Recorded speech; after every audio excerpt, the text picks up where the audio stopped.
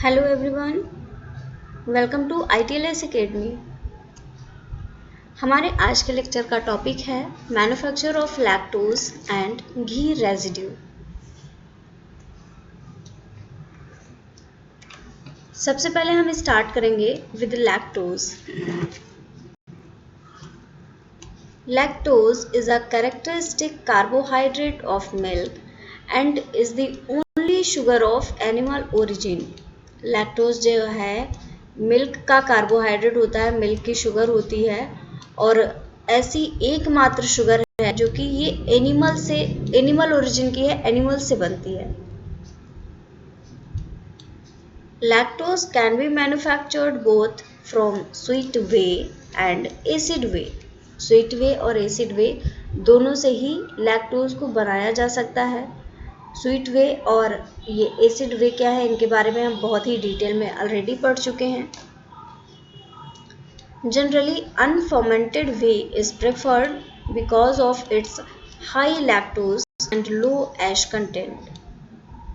अनफर्मेंटेड whey को ज़्यादातर prefer किया जाता है क्योंकि इसमें लैक्टोज ज़्यादा होता है और ऐश का कंटेंट बहुत कम होता है। Acid way, if neutralized, changes the way characteristics and increases the cost of manufacture. अगर एसिड वे को न्यूट्रलाइज करके बनाया जाता है तो जो उसकी नेचुरल प्रॉपर्टीज़ होती हैं उनमें चेंज आ सकता है, एज वेल एज जो इसकी कॉस्ट होती है ये बहुत कॉस्टली भी होता है। Lactose can be isolated on a commercial scale from whole whey or from deproteinized whey. अगर लैक्टोज को आइसोलेट करना है कमर्शियल स्केल पे तो होल वे का यूज़ किया जा सकता है या फिर डीप्रोटीनाइज्ड वे का भी यूज़ किया जा सकता है। मैन्युफैक्चरिंग प्रोसेस की अगर हम बात करें, सबसे पहले क्या होता है, किसी भी प्रोसेस की स्टार्टिंग में सबसे पहला स्टेप होता है रिसीविंग ऑफ वे। ये तो एक फ्लो चार्ट यहाँ पे देके रखा है जिसको भी हम ज़रूर समझेंगे। पहले एक बार डिटेल्ड प्रोसेस पढ़ते हैं। Lactose is separated from whey by the simple process of concentration and crystallization. Concentration और क्रिस्टलाइजेशन की मदद से लैक्टोज को सेपरेट किया जाता है from whey. The whey is pre-treated or clarified for the removal of impurities. अब इसको क्या किया जाता है, पहले इसका प्री ट्रीटमेंट किया जाता है जिसको हम क्लेरिफिकेशन भी बोलते हैं, जिसमें कि कोई भी इम्प्योरिटी है, कोई भी फॉरेन एजेंट अगर आ गया है तो उसको रिमूव कर दिया जाता है, जैसे कि whey protein, salt and acid and other impurities जिनकी ज़रूरत नहीं होती है during the production of lactose and production of ghee residue. उन सारी चीज़ों को, उन सारी इम्प्योरिटीज़ को वहाँ से अलग कर दिया जाता है, जैसे कि डस्ट है, डर्ट है, माइक्रोब्स है। अब इनको रिमूव करने के लिए दो रीज़न होते हैं। पहला है to reduce the viscosity of the concentrated whey. जो कंसनट्रेटेड वे है इसकी विस्कोसिटी को भी कम करने के लिए इम्प्योरिटीज़ को हटाया जाता है, so as to make the separation of lactose crystals possible, ताकि जो लैक्टोज के क्रिस्टल्स हैं उनका सेपरेशन किया जा सके। और दूसरा reason to increase the purity of the recovered lactose. जो लैक्टोज बन के रेडी हुई है वो प्योर हो, उसकी प्योरिटी हो अच्छी खासी, इसके लिए भी इससे सारी इम्प्योरिटीज़ को हटाया जाता है। तो चलिए पहले हम इसके डिटेल्ड प्रोसेस देख लेते हैं मैन्युफैक्चरिंग के, उसके बाद में हम वापस आते हैं इस फ्लो चार्ट पे। Removal of maximum amount of proteins and minerals from चीज़।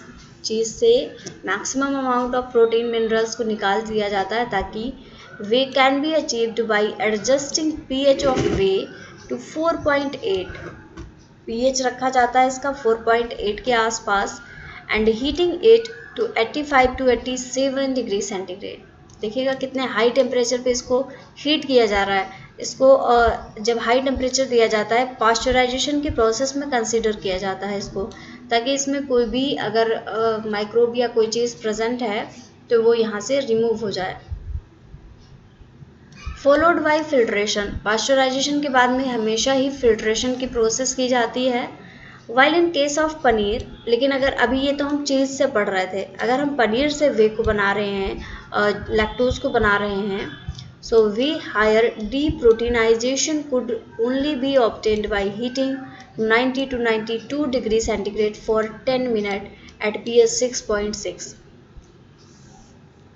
अगर आप पनीर से बना रहे हैं तो आपको उससे लैक्टोज को बनाने के लिए वे को आपको डीप्रोटीनाइज किया जाएगा और उसके बाद में उसको हीट करना रहता है 90 टू 92 डिग्री सेंटीग्रेड तक, और ये भी 10 मिनट के लिए। और पीएच यहाँ पे स्टैंडर्ड दे के रखा है जो वो है 6.6।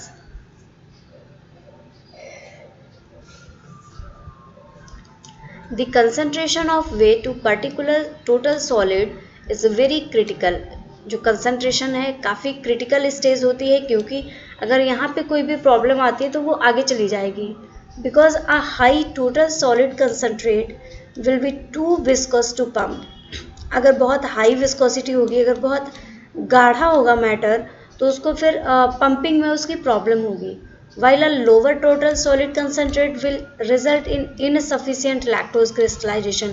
लेकिन अगर जो टोटल सॉलिड है वो यहाँ पे कम होगा तो वहाँ लैक्टोज का क्रिस्टलाइजेशन प्रॉपर नहीं होगा। इसीलिए ये बहुत टोटल सॉलिड का जो कंसंट्रेशन है बहुत क्रिटिकल होता है कि ये ना ज़्यादा हो ना कम हो, इसको कुछ इस तरीके से सेट करना होता है।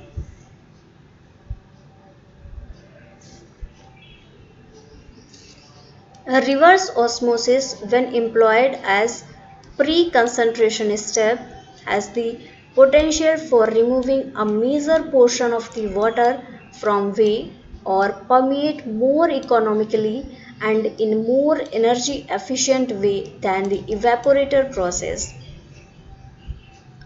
जो प्री कंसंट्रेशन की प्रोसेस होती है उसमें क्या किया जाता है, ज़्यादा से ज़्यादा पोर्शन वाटर का रिमूव करना रहता है। तो उसके लिए आपको ऐसा मेथड ढूंढना रहता है जिसमें कि एनर्जी का भी कम यूज़ हो और उसके अलावा जो इवेपोरेशन की प्रोसेस हो रही है वो भी काफ़ी एफिशिएंट हो।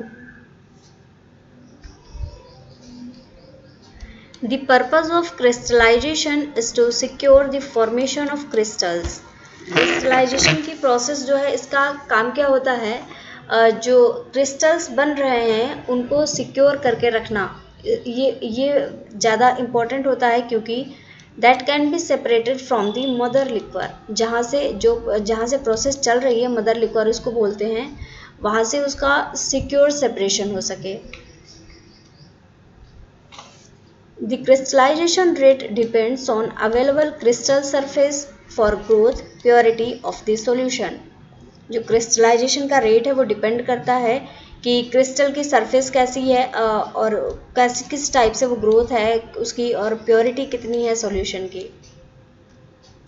इसके अलावा कुछ और चीज़ें जैसे कि degree of super saturation, temperature, viscosity and agitation, इन सारी चीज़ों पर भी डिपेंड करता है द रेट ऑफ क्रिस्टलाइजेशन। तो चलिए एक बार देखते हैं क्या था हमारा फ्लो डायग्राम मैन्युफैक्चरिंग प्रोसेस का। सबसे पहले वे की रिसीविंग होती है। वे कैसे बनता है, चीज़ से बन सकता है, पनीर से बन सकता है, किसी भी चीज़ से आप बना सकते हैं इसको।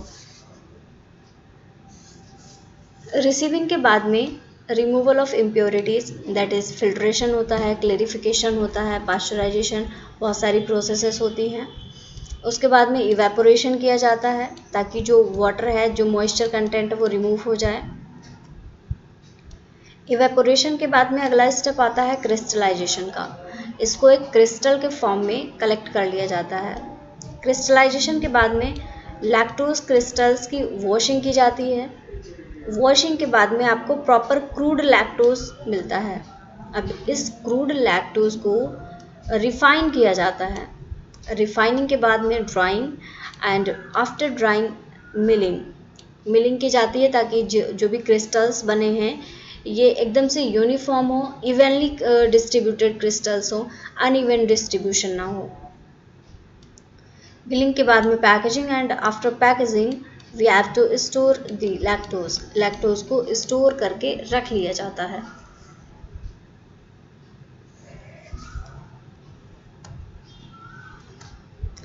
अब आते हैं घी रेजिड्यू पे। Ghee residue is the by product of the ghee manufacturing industry. जब घी को बना रहे होते हैं तब ghee residue as a by product हमको प्राप्त होता है। It is partially charred that is burnt, हल्का सा जला हुआ जैसा दिखता है। And light to dark brown and moist residue, light से डार्क ब्राउन कलर तक का भी हो सकता है। That is obtained on the cloth strainer after the ghee is filtered. जब घी को आप फिल्टर कर लेते हैं, जब घी स्ट्रेनर से बाहर निकल जाता है तो जो चीज़ बची हुई रह जाती है उसी को घी रेजिड्यू बोला जाता है। During the manufacture of ghee, the solid non fat present in cream और butter appears in the form of small particles known as ghee residue. अब घी रेजिड्यू होता क्या है? ये सॉलिड नॉन फैट होता है जो कि क्रीम में या बटर में प्रेजेंट रहता है।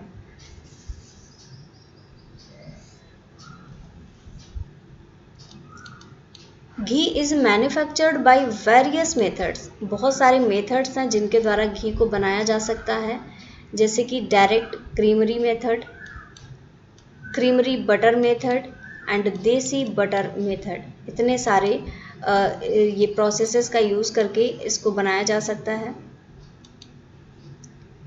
The average yield of ghee residue is maximum in direct creamery method. सबसे ज़्यादा मैक्सिमम यील्ड की बात करें तो ये होती है डायरेक्ट क्रीमरी मेथड में। इसमें लगभग 12% तक आप घी रेजिड्यू को बना के रख सकते हैं, followed by about 3.7% yield in creamery butter. Creamery butter में अगर बात करें तो ये यील्ड हो जाती है लगभग 3.7% की। एंड देसी और होममेड जो बटर मेथड होता है उसमें भी लगभग ये 3.7% का आपको देखने को मिलता है।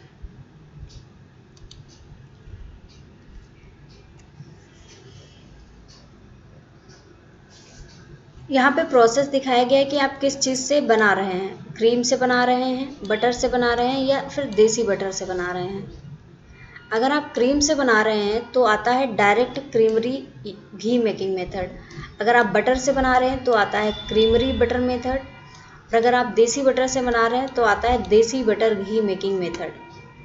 तो चलिए डिस्कस करते हैं हर उसको डिटेल में। जो डायरेक्ट क्रीमरी मेथड होता है, जो क्रीमरी बटर या घी मेकिंग मेथड होता है, इसके अलावा जो देसी बटर मेथड होता है, इन सारी चीज़ों से ही बनता है मोल्टन फैट। अब इस मोल्टन फैट का क्या किया जाता है? ये जो मोल्टन फैट बन के रेडी हुआ इसको स्टेन किया जाता है और इसका फिल्ट्रेशन किया जाता है। जब आप इस मोल्टन फैट का फिल्ट्रेशन करते हैं तब आपको यहाँ पे घी मिलता है और घी के अलावा साथ में ही आपको घी रेजिड्यू भी मिलता है। अब घी तो फिल्टर होके निकल जाता है, बचता है घी रेजिड्यू। इस घी रेजिड्यू को ही स्टोर कर लिया जाता है जो कि वर्क करता है एज अ घी रेजिड्यू।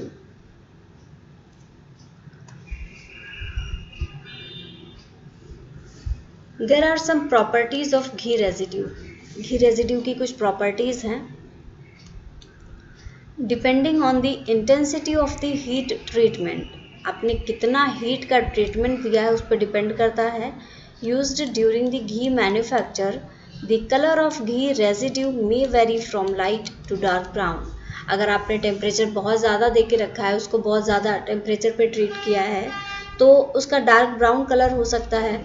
लेकिन अगर बहुत लाइट टेम्परेचर पे आप उसको फिल्टर कर रहे हैं तो वहाँ पे आपका लाइट ब्राउन कलर का भी घी रेजिड्यू आपको मिल सकता है।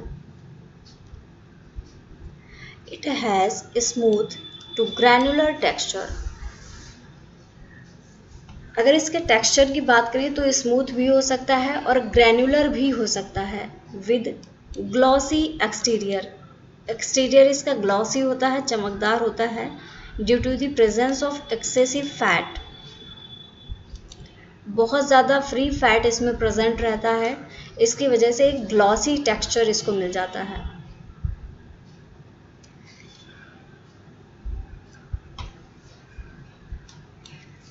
The lipid of ghee residue have lesser lower chain fatty acids. अगर लोअर चैन फैटी एसिड्स की बात करें तो इनकी मात्रा घी रेजिड्यू में बहुत कम होती है and total saturated fatty acids and more of unsaturated fatty acids in comparison to those of ghee. घी में अगर बात करें तो घी में इसकी मात्रा काफ़ी ज़्यादा होती है जबकि घी रेजिड्यू में ये मात्रा बहुत ही कम रह जाती है. Irrespective of the method of preparation की अगर बात करें तो poly unsaturated fatty acids content of ghee residue lipid is higher than those of corresponding ghee. अब इसमें poly unsaturated fatty acids जिसको कि पूफा भी बोला जाता है, अब उसका कंटेंट भी घी रेजिड्यू में हायर होता है थोड़ा सा, क्योंकि आप देख रहे हैं जो लोअर चैन फैटी एसिड्स हैं ये घी में ज़्यादा हैं, इनका जो कंसंट्रेशन है घी रेजिड्यू में वो कम है. लेकिन अगर बात करें पॉली अनसैचुरेटेड फैटी एसिड्स की तो इसका content of ghee residue lipid is higher. इसमें घी से ज़्यादा poly unsaturated fatty acids present होते हैं. Ghee residue is rich in phospholipids. Ghee residue phospholipids में काफ़ी ज़्यादा होता है, लगभग 1 से 9% तक इसमें फॉस्फोलिपिड्स प्रेजेंट होते हैं. And the levels are much higher than those in ghee. और जो लेवल होता है वो घी में बहुत ज़्यादा होता है फॉस्फोलिपिड्स का. जो घी है घी में फॉस्फोलिपिड का कंसंट्रेशन लो हुआ, जबकि अगर हम बात करें घी रेजिड्यू की तो घी रेजिड्यू में फॉस्फोलिपिड्स का कंसंट्रेशन बहुत हाई मिलता है, बहुत ज़्यादा ही हाई होता है घी की कंपैरिजन.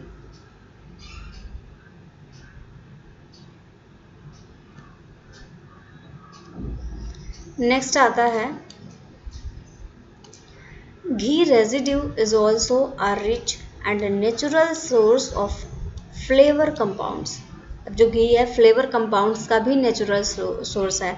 अब ये फ्लेवर कंपाउंड्स कौन कौन से हैं, जैसे कि फ्री फैटी एसिड्स, इसको FFA भी बोला जाता है शॉर्ट में, कार्बोनिल्स एंड लैक्टोन्स, ये भी फ्लेवर कंपाउंड हैं. और ये सारे फ्लेवर कंपाउंड्स का घी जो होता है वो एक नेचुरल सोर्स होता है. The levels of free fatty acid, carbonyls and lactones in ghee residue are 11, 10 and 132 times respectively. अब जो घी रेजिड्यू होता है उसमें इन सबकी मात्रा 11 गुनी होती है फ्री फैटी एसिड से, 10 गुनी होती है कार्बोनिल से और 132 गुनी होती है लैक्टोन से. Ghee residue is a rich source of natural antioxidants. अब ये एंटीऑक्सीडेंट्स का भी एक नेचुरल सोर्स होता है.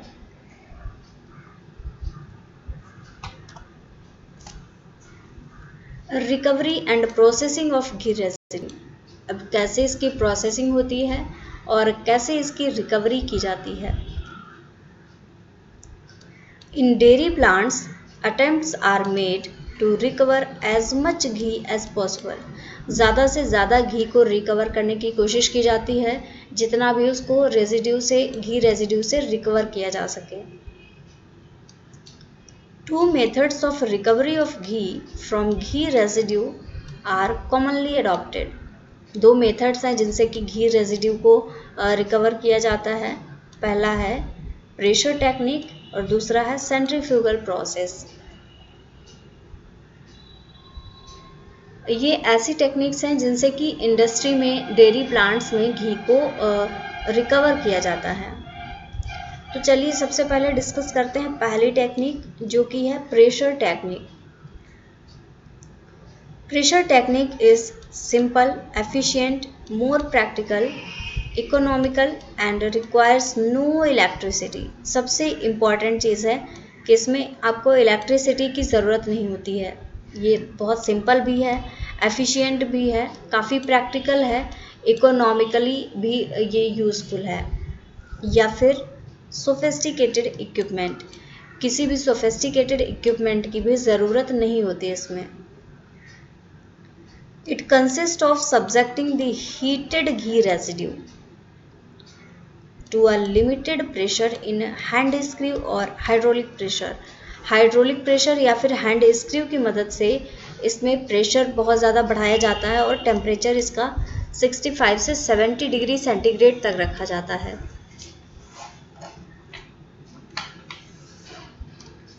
This method gives a yield of about 45%। लगभग 45% तक आप घी रेजिड्यू को एक्सट्रैक्ट कर सकते हैं। इसकी जो एक्सट्रैक्शन एफिशिएंसी है वो लगभग 67% तक होती है। अगली जो प्रोसेस है that is centrifugal process. Centrifugal process consist of heating ghee residue in water में हीट किया जाता है लगभग 65 डिग्री सेंटीग्रेड तक, due to which fat intact within the residue matrix melts and ooze out. इसमें जो फैट होता है वो बाहर की तरफ आ जाता है and can be collected as the top layer. जो वाटर है वाटर पे टॉप लेयर के फॉर्म में आ जाता है और इसको कलेक्ट किया जाता है अबव सोप वाटर के ऊपर से इसको कलेक्ट कर लिया जाता है।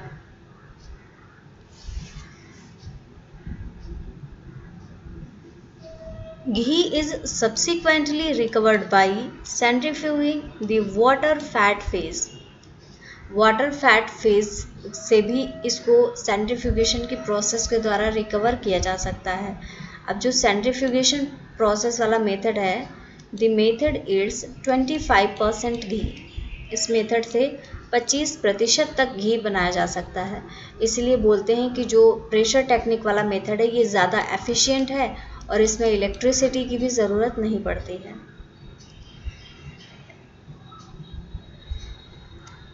अगला आता है applications of ghee residue. Ghee residue का यूज़ क्या है?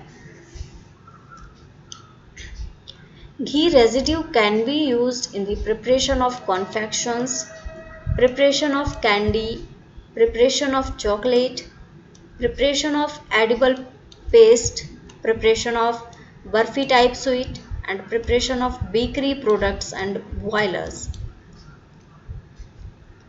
कन्फेक्शंस को बनाया जा सकता है, कैंडी को बनाया जा सकता है, चॉकलेट्स को बना सकते हैं, एडिबल पेस्ट होते हैं तरह तरह के उनको बना सकते हैं। इसके अलावा बर्फ़ी टाइप स्वीट को बना सकते हैं, बेकरी प्रोडक्ट को बना सकते हैं। इसके अलावा बॉयलर या एनिमल फीड्स को भी बनाया जा सकता है। अगर बात करें एक्टिविटीज़ की, the following activities are suggested for better understanding of the dairy by product. Dairy by product की बेटर अंडरस्टैंडिंग के लिए कुछ एक्टिविटीज़ होती हैं, जैसे कि पहली है visit a dairy plant to know about cream separation and resulting cream and skim milk. अगर आप चाहते हैं इन सब चीज़ों को पढ़ना, एक्टिविटीज़ करना चाहते हैं तो आप डेयरी प्लांट को विज़िट कर सकते हैं, जहाँ पे आप क्रीम सेपरेशन की प्रोसेस और क्रीम और स्किम मिल्क के बनने की प्रोसेस को देख सकते हैं। विजिट अ चीज़ मेकिंग और paneer making unit to know about whey. अगर वे के बारे में आपको जानना है तो आप चीज़ मेकिंग या पनीर मेकिंग इंडस्ट्री में विजिट करिए, क्योंकि अगर आप स्किम मिल्क के बारे में जानना चाहते हैं, क्रीम सेपरेशन के बारे में, तो आपको ऐसी जगह पे जाना होता है जहाँ पे क्रीम सेपरेशन और स्किम मिल्क का फॉर्मेशन हो डेयरी प्लांट में। और अगर आपको वे के बारे में जानना है तो आपको ऐसी इंडस्ट्री में जाना रहता है जहाँ पे चीज़ मेकिंग हो रही हो या पनीर मेकिंग हो रही हो। इसके अलावा बात करें अगर घरों में, योर मदर्स में be making ghee at home on domestic scale. घी को आप डोमेस्टिक स्केल पे भी घरों में भी बनते हुए देख सकते हैं, बहुत सारे लोगों ने देखा भी होगा। Evaluate the quality of ghee residue obtain from such method. अब आप क्या कोशिश कर सकते हैं कि जो घी रेजिड्यू आपने घर पे बना के रेडी किया है, मम्मा ने रेडी किया है, आप उसकी क्वालिटी को टेस्ट कर सकते हैं। इसके अलावा visit a supermarket and find out what kind of dairy and food products contain casein और कैसिनेट्स और whey protein concentrates as additives in them. ऐसे कौन कौन से डेयरी प्रोडक्ट हैं या ऐसे कौन कौन से फूड प्रोडक्ट हैं जिनमें कि केसीन या केसिनेट्स या इसके अलावा वे प्रोटीन कंसनट्रेट जो है वो एज अ एडिटिव उनमें ऐड है। तो ये तो एक्टिविटीज़ हैं, प्रैक्टिकल्स हैं जिनको कि आप कर सकते हैं। हालांकि इस टाइम पे शायद ही पॉसिबल हैं, ये सारी चीज़ें पॉसिबल नहीं है जैसा कि कोरोना की कंडीशंस की वजह से चल रहा है। लेकिन कभी मौका मिले, अगर आप फूड इंडस्ट्री से हैं, डेयरी इंडस्ट्री में हैं, तो आप ये ज़रूर विज़िट करिए, ये एक्टिविटीज़ भी ज़रूरी हैं। So thank you guys for watching this session. अगर आप किसी भी कोर्स को ज्वाइन करना चाहते हैं तो आपको लिंक मिल जाएगा डिस्क्रिप्शन में, वहाँ से आप जाके डायरेक्टली आप डेयरी टेक्नोलॉजी के कोर्स को ज्वाइन कर सकते हैं। इसके अलावा किसी और भी कोर्स को अगर आप ज्वाइन करना चाहते हैं हमारी वेबसाइट पे, तो जाइए हमारी वेबसाइट ITLS Academy पे, और किसी भी कोर्स को लाइक कम्पिटिटिव एग्ज़ाम प्रिपरेशन करना चाहते हैं, किसी भी ऑनलाइन सर्टिफिकेट कोर्स को करना चाहते हैं, अगर ऑनलाइन ट्रेनिंग करना चाहते हैं या कोई टेस्ट सीरीज़ ज्वाइन करना चाहते हैं, तो कोई किसी भी चीज़ को आप वहाँ से ज्वाइन कर सकते हैं। फॉलो करिए ITLS Academy को बहुत सारे सोशल मीडिया प्लेटफॉर्म्स पे like Instagram, Facebook, Twitter, YouTube, WhatsApp and LinkedIn. इसके अलावा आप हमारे यूट्यूब चैनल को भी सब्सक्राइब कर सकते हैं और ITLS Academy के ऐप को भी डाउनलोड कर सकते हैं। So thank you for watching. Like this video, share with your friends and also subscribe to our YouTube channel. For any help or query, you can call us on our helpline number 7080833450. Thank you very much everyone. Thank you for watching this lecture.